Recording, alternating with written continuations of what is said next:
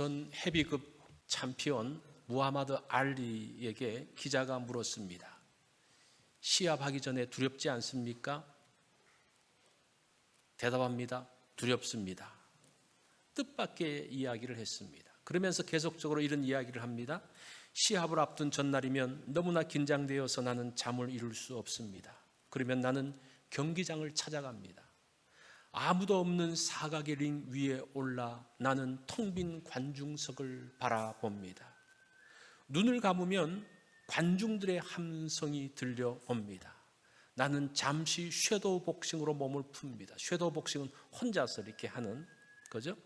그리고 링 바닥에 드러누워 천장을 바라봅니다. 어쩌면 내일 나는 이렇게 누워 천장을 보게 될지도 모른다는 생각을 해봅니다. 결코 생각하고 싶지 않은 두려운 현실을 상상해서 대면하면 의외로 마음이 평온해집니다. 그리고 스스로에게 다짐합니다. 어차피 가야 할 길이라면 이기자. 사각의 링에서 피할 곳은 없다. 가야 할 길이라면 피하지 말고 가야 합니다. 두려움에서부터 달아나기 시작하면 두려움은 계속적으로 나를 따라옵니다. 그러면서 우리는 두려움의 노예가 됩니다. 피하고 싶을 때가 사실은 마주해야 될 때죠. 그리스도인은 나의 유익을 따라 사는 사람이 아니라 소명을 따라 사는 사람들이기 때문입니다. 자, 이제 느헤미야가 예루살렘 성벽 공사가 시작되어졌습니다. 그것이 느헤미야가 받은 소명이죠. 하나님께서 주신 소명을 감당할 때 문제가 없어야 되잖아요. 그죠? 하나님께서 하라 그러셨으면 그것들을 하나님께서 모든 문제들을 다 헤쳐가야 되는데 어떻습니까? 문제가 있어요. 많은 문제들이 느헤미야를 가로막습니다. 사실은 처음에 페르시아 수산성에 있을 때부터 문제가 있었죠. 과연 내가 성벽 공사를 하러 갈 때 왕이 허락할 것인가 말 것인가, 그것부터 사실은 큰 문제였죠. 그런데 왕이 정말 기적적으로 허락을 합니다. 뿐만 아니라 그 공사를 할 수 있도록 다 어레인지를 해줘요. 그리고 그 재료가 필요하면 삼림 감독원에게 이야기해라. 그러면 재료도 다 공급해 줄 거다. 그렇게 문제가 해결됐습니다. 야, 그러면 됐지. 가서 하면 되지. 근데 가서 하는데 문제가 없습니까? 예루살렘 성에 사는 사람들의 마음이 움직여지지 않아요. 그거 어떻게 해요? 140년 동안 못하던 걸 어떻게 합니까? 당신이 왔다고 할 수 있습니까? 그 마음을 움직이는 것도 힘듭니다.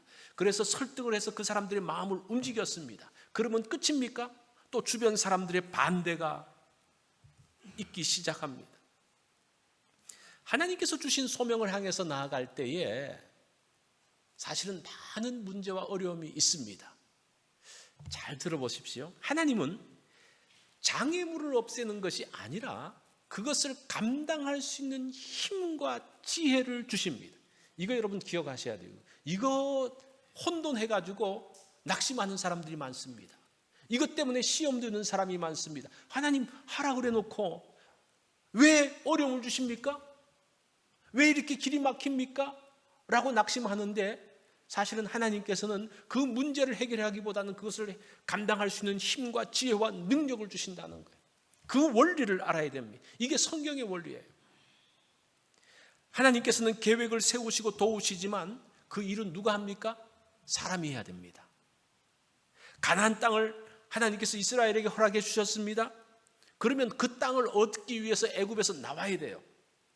그리고 가나안 땅으로 들어가야 됩니다. 그 땅 사람들과 전쟁을 해야 됩니다. 그럴 때 얻을 수 있습니다. 이스라엘 백성들이 이제 가나안 땅에 들어가기 전에 정탐꾼을 보내잖아요. 정탐꾼을 보내서 그 보고를 듣는데 그 10명이나 거기 들어갈 수 없습니다. 그런 보고를 하지 않습니까? 그때 사람들이 못 들어가지 그러면 돌이킵니다. 그때 하나님은 그 땅에 들어가는 것을 보류하세요. 이거 잘 들어보십시오. 이게 하나님께서 일하시는 방식이에요. 하나님께서 허락하셨지만 사람들이 안 들어간다 그랬을 때 그거를 홀드시켜요. 그래? 기다려. 그러면서 40년 동안 기다리는 거예요. 하나님께서 그 가나안 땅을 향해서 갈 때에 그 200만 가까운 사람들에게 매일매일 먹을 것을 주셨어요. 물이 없을 때에 물을 주십니다. 그리고 그 200만이 가면요, 그 얼마나 많은 전염병과 위험들이 있습니까? 하나님께서 다 방역을 하십니다. 엄청난 것. 이거 한번 돈으로 따져보면 엄청난 거예요. 엄청난 일을 하면서 하나님께서 도와주셔요. 하나님께서 하시겠다 할 때는 도와주시지만 우리가 안 하겠다 그럴 때는 하나님도 기다리십니다. 그 사람들에게 허락하지 않으십니다. 하나님의 말씀에 순종하며 나가는 사람들을 하나님이 전적으로 지원하십니다. 그런데 순종하지 않고 못 가요. 어떻게 합니까? 그런 사람을 하나님께서 그냥 두십니다. 그 땅을 허락하지 않습니다. 하나님께서 허락하신 것을 얻기 위해서는 그곳에 가야 한다는 겁니다. 그 문제가 있고 어려움이 있더라도 그곳에 가면 하나님께서 그것들을 감당할 수 있는 힘과 능력을 주십니다. 하나님이 책임을 지신다는 겁니다. 선교의 아버지 윌리엄 커리가 이렇게 이야기했습니다. 위대하신 하나님을 믿어라. 위대하신 하나님께 기도하라. 그리고 하나님께서 위대한 일을 이루어 주실 것을 기대하라. 그리고 나가라라고 이야기했습니다. 이것이 신앙인의 자세입니다. 하나님을 믿고 기도하는 것, 거기서 멈추는 것이 아니라 이제 그것을 기대하고 나아가는 것이 중요하다는 거예요. 자, 성벽 공사가 지금 잘 진행되어지고 있습니다. 여기 보면요, 6절에 보면 이에 우리가 성을 건축하여 전부가 연결되고 높이가 절반에 이르렀으니 이는 백성이 마음들여 일을 하였습니다. 자, 지금 어느 정도 진행됐습니까?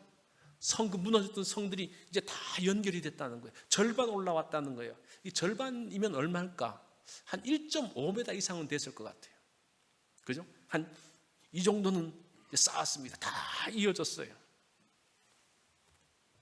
다윗 시대의 예루살렘 성은 한 11에이커 정도라고 합니다. 11에이커, 뭐 잘 감이 안 오시죠? 약 13,200평. 그래도 아마 감이 잘 안 오실 거예요. 어쨌든 한 3,000평 정도. 솔로몬 시대는 성이 3배나 확장돼서 32에이커로 커집니다. 그런데 지금 느헤미야가 성벽을 세울 때는 다윗성 정도의 크기, 한 13,000평 정도의 그 규모입니다. 그 둘레를 쫙 치고 한 1.5m 정도의 높이로 올라왔습니다. 엄청난 일을 했죠. 이게 얼마의 시간이 흘렀는지는 잘 모르겠어요. 그냥 대충 한 절반 정도? 52일에 끝났으니까 한 25일, 26일 정도? 그 정도에 벌써 이만큼 됐다면 대단한 일이죠. 일이 굉장히 빨리 진행됐습니다. 도대체 어떻게 해서 이렇게 한 25일 만에 성 전체가 쭉 다 연결되어지고 한 1.5m 정도 높아졌을까? 그 힌트가 3장에 나와요.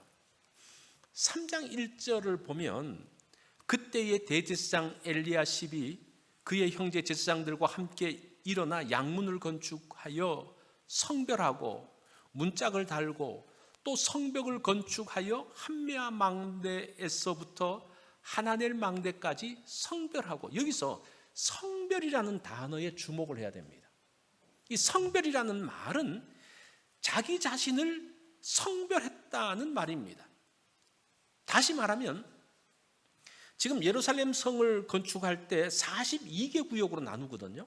42개 구역으로 나눠서 이거 누가 할 겁니까? 그러면 제가 하겠습니다. 그러면서 42개의 그룹들이 쫙 했는데 대제사장과 그 형제들은 양문에서부터의 그 구간을 맡겠다 그러고 성별합니다. 이 말은 자기 자신을 성별했다는 말이에요. 다시 말해서 내가 그것을 위해서 나의 필요한 모든 것들을 다 구분해서 나의 재산에서 그 성벽 건축을 위해서 구별했다라는 그런 말입니다. 지금 이 성벽 건축을 할 때 어떻게 하고 있어요? 그 재료는 누가 되고 있습니까? 맡은 사람이 지금 되고 있는 거예요. 이게 비결입니다. 지금 왕은 허락했죠. 아삽 삼림 감독은 아삽에게 이야기를 했습니다. 그러면 그 사람이 가가지고 저쪽에 레바논 쪽에 그 목재를 가져오고 돌을 가져오고 이렇게 하는데 그거 언제 기다립니까? 그 오는데도 2달 걸려요. 오는데 아마 52일 더 걸릴 것입니다.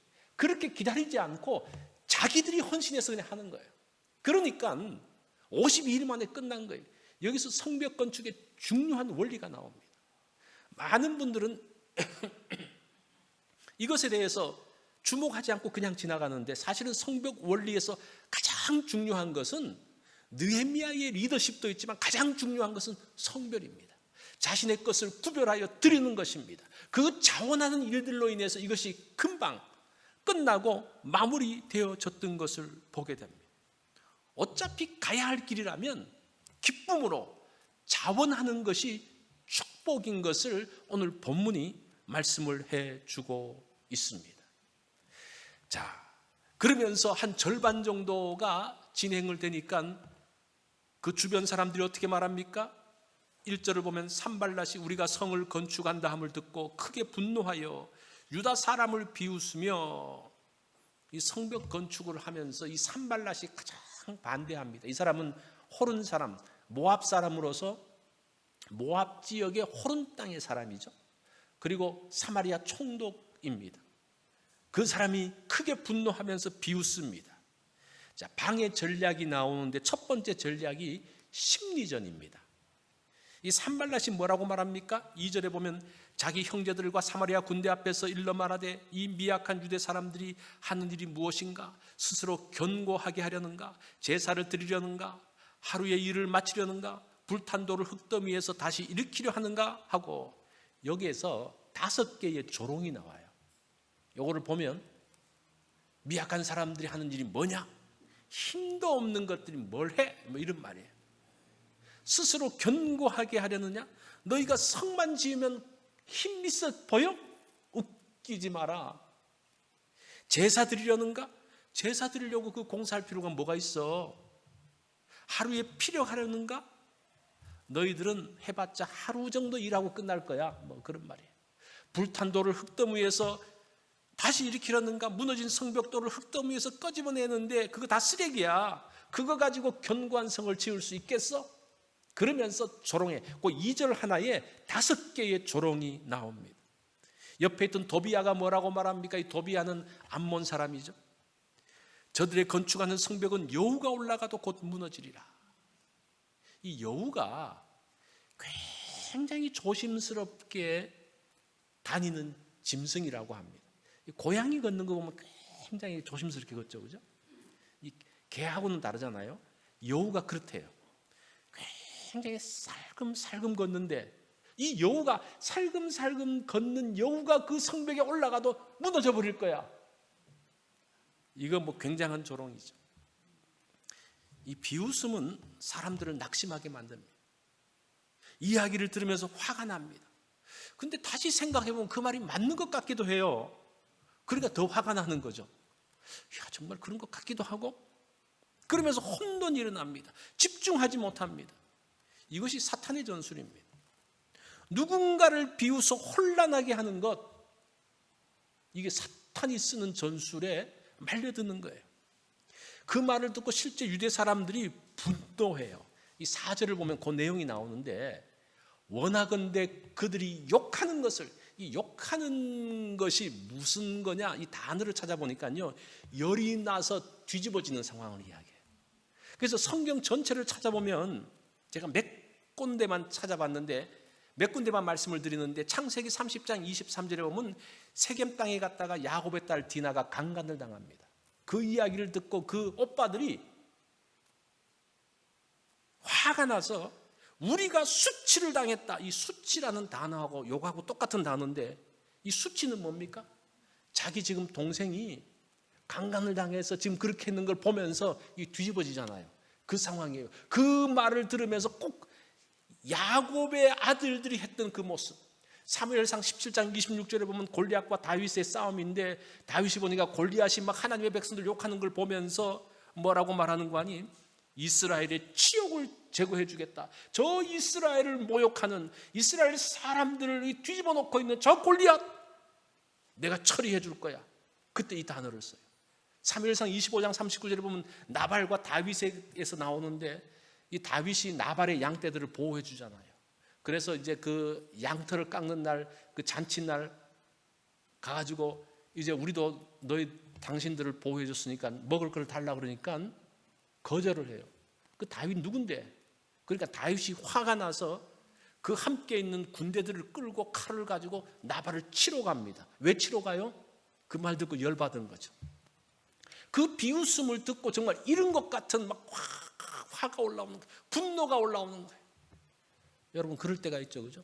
견딜 수 없는 그 분노감, 그 모욕 수치로 인해서 올라오는 그 상황, 이 심리전 가운데 지금 말려 들어간 거예요. 자, 그렇게 속이 뒤집어지고 화가 나는 그 상황 가운데서 그런데 산발락과 싸울 힘이 없어요. 이게 얼마나 힘듭니까? 가가지고 한바탕 해주면 되는데 힘이 없어요. 가서 싸우면 얻어 터지고 올 것 같아요. 그래서 어떻게 합니까? 하나님께 가요. 하나님께 가서 뭐라고 말합니까? 이 기도하는 게 참 민망스러워요. 그들이 욕하는 것을 자기의 머리에 돌리사 그 욕하는 대로 저 사람들이 받게 하소서. 노략거리가 되어서 이방에 사로잡히게 하소서. 저 사람들 그냥 누가 와가지고 싹 다 잡아갔으면 좋겠습니다. 이거 사람 만나서는 말할 수 없지만 하나님께서 할 수 있어요.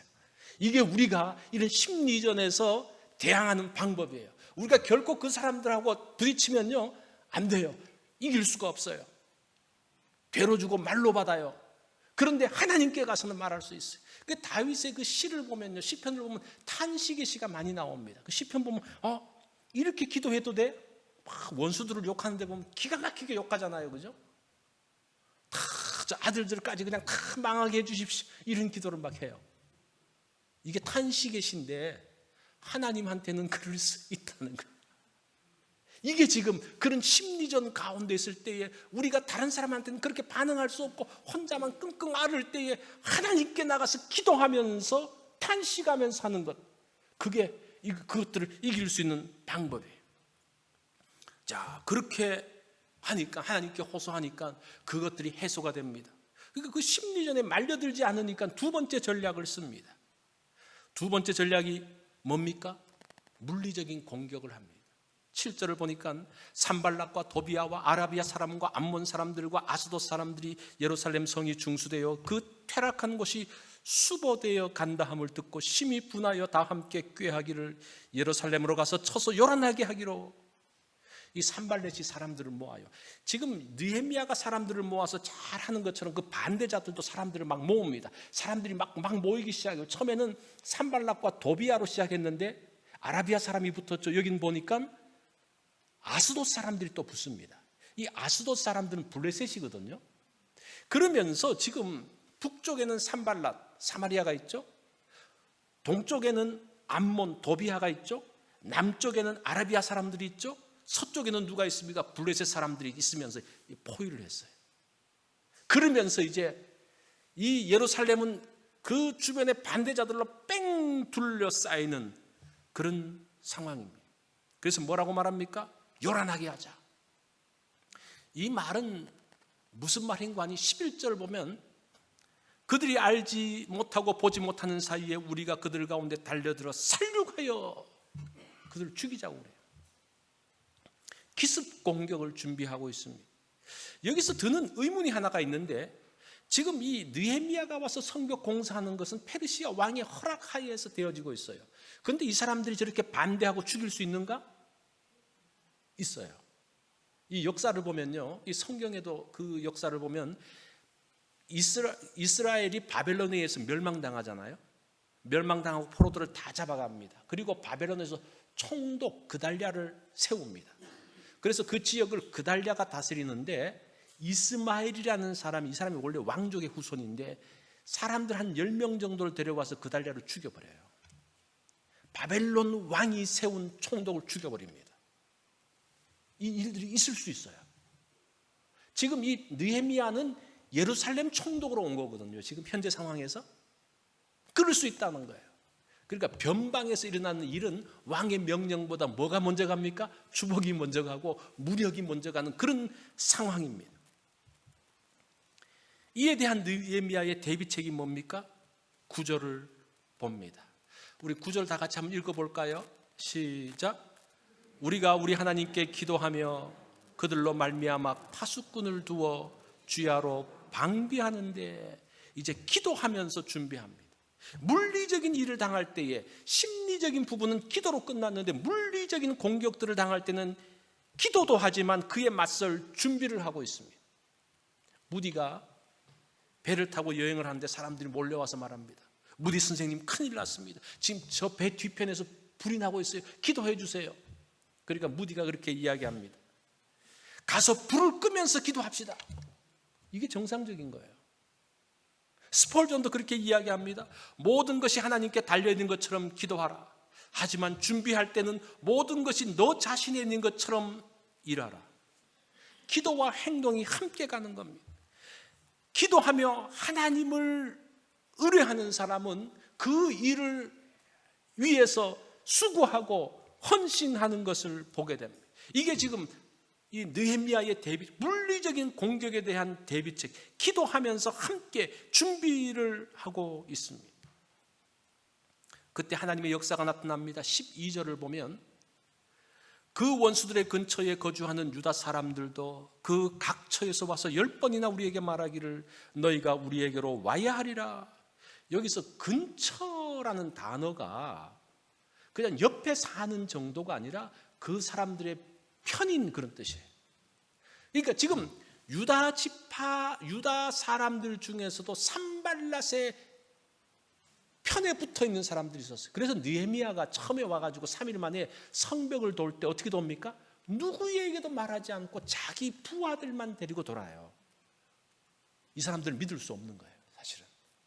거기는 대제사장에게도 말하지 않고 귀족에게도 말하지 않고 방백에게도 말하지 않았다고 그래요. 누구도 믿을 사람이 없는 거예요. 지금 어떻습니까? 그 유다 사람들 내에 산발락과 붙어가지고 짝짝꿍 하면서 있는 사람들이 있었다는 거예요. 그 사람들이, 이 사람들은 배신자들이죠. 그 사람들이 그 산발렛의 정보를 10번이나 줬다는 거예요. 이게 지금 내용, 그러면서 중요한 정보가 뭐냐, 산발랏이 어디를 칠 거냐. 지금 산발랏이 내려와서 유다 사람들을 쳐서 성벽 공사 못하는 것을 막는데 어디를 칠 거냐는 정보를 주는데 그 정보가 13절에 나와요. 여기 보면 내가 성벽 뒤 낮고 넓은 곳에 백성이 그들의 종족을 따라 칼과 창과 활을 가지고 서 있게 하고, 성벽 뒤 낮고 넓은 곳이 어딘고 하니 성전의 서쪽 벽입니다. 여러분들이 이제 상상이 되는지 모르지만 이 성전이 있으면 성벽이 있고 성전이 조금 북쪽에 있거든요. 그 성벽의 서쪽 벽에 조금 넓은 장소가 있는데 그쪽으로 공격한다는 거예요. 그래서 느헤미야가 어떻게 합니까? 거기에 군인들을 딱 배치해요. 근데 보니까 우리가 들어가려고 했는데 벌써 다 군인들이 지키고 있네. 이 작전은 실패야. 그러면서 그 일은 사용하지 않습니다. 그게 이제 15절의 내용이죠. 우리의 대적이 우리가 그들의 의도대로 눈치챘다 함을 들으니라. 하나님이 그들의 꾀를 패하셨으므로, 들켰기 때문에 그 계획은 끝나버립니다. 포기합니다. 참, 하나님께서 그들의 꾀를 패하셨는데 어떤 방법으로? 배반자들의 입을 통해서 그 계획들을 패했다는 겁니다.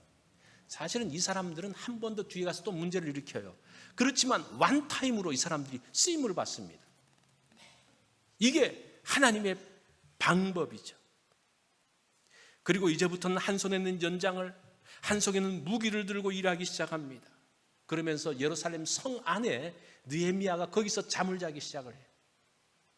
16절을 보면 어떻게 합니까?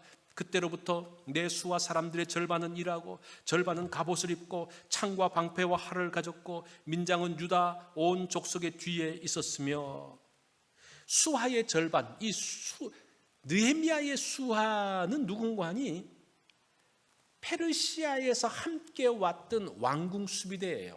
느헤미야를 보호하기 위해서 왔던 사람들입니다. 이 군인들까지 이제 절반을 잘라가지고 일하는데 투입하기 시작을 합니다. 그러니까 느헤미야도 전력을 다해서 일하기 시작하는 거예요.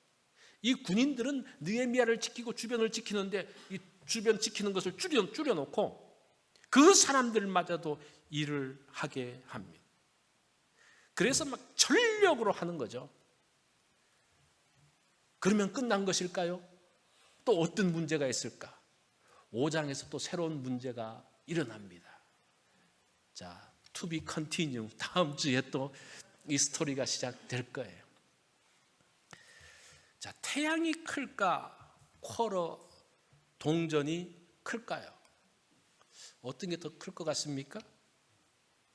이건 말할 것도 없죠. 태양이 크죠. 그런데 동전이 크게 보일 때가 있어요. 자, 제가 이 쿼러를 갖고 왔는데 이 쿼러를요 제 눈에 딱 갖다 대면 안 보여요. 이 전체가 안 보여요. 태양을 보면서 쿼러를 가리면요 태양이 안 보여요. 이게 왜 큽니까? 내 눈앞에 탁 갖다 대니까. 우리가 문제에만 집중하다 보면요 그 크신 하나님이 보이지 않습니다. 이거 조심해야 돼요. 느헤미야는 그래서 결코 문제에만 집중하지 않습니다. 문제에 넘어 계신 하나님을 보았습니다. 하나님께 문제를 가지고 나옵니다. 기도하면서 하나님께서 맡기신 일들을 합니다. 그때 하나님께서 그 문제를 막으시죠. 이것이 우리 인생 싸움에서 싸움의 기술이에요. 우리가 싸울 때도 기술이 필요한데 그 기술이 뭡니까? 그 문제를 내 눈앞에 갖다 대지 말라는 거예요. 떨어뜨려 놓고 하나님과 그것이 어떤 것이 큰지 그 문제 넘어 하나님을 볼 수 있도록 이 문제를 뒤로 좀 물리라는 겁니다. 하나님을 볼 수 있게 하라는 겁니다. 영화 벤허 아시죠? 이 벤허를 촬영하는 동안 찰턴 헤스턴은 마차 타는 방법을 배웠습니다. 이게 이제 클라이막스잖아요. 그런데 마차 타는 것이 힘들어서 굉장히 애를 먹었다고 합니다. 그래서 수차례 연습 끝에서 이제 겨우 마차를 이제 끌 수 있었습니다. 그러면서 이제 나가는데 경주하기에는 부족한 거예요. 그래서 그는 감독에게 이야기합니다. 이제 마차는 어느 정도 끌 수 있는데 내가 경주에서 이기기는 어려울 것 같은데요. 그러니까 그 감독이던 윌리엄 와일러가 이렇게 대답합니다. 당신은 경기만 하면 됩니다. 그러면 내가 이기도록 해 주겠습니다. 감독이 카메라의 각도만 바꾸면 되는 거예요. 그렇지요. 우리 실력으로 이기는 게 아니에요. 우리 힘으로 이기는 게 아니면 우리보다 얼마나 강한 사람들이 많습니까? 얼마나 똑똑한 사람들이 많습니까? 그들과 어떻게 싸워서 이깁니까? 그런데 나가면 하나님이 이기게 해주신다는 거예요. 이게 지금 느헤미야의 사건이에요. 느헤미야가 강해서 그래서 절대 그렇지 않습니다. 그 주변에 뺑 둘러싸고 있는 4개의 족속들과 싸워서 이길 힘이 없습니다. 하나님께서 이기게 해주십니다. 하나님이 느헤미야 인생 드라마의 감독이 되셨습니다. 그 하나님은 우리 인생 드라마에서도 감독이십니다. 그분을 믿고 나갈 때에 우리는 계획했던 장소, 그 목표점에 도달할 수가 있습니다. 우리 다 같이 기도합니다.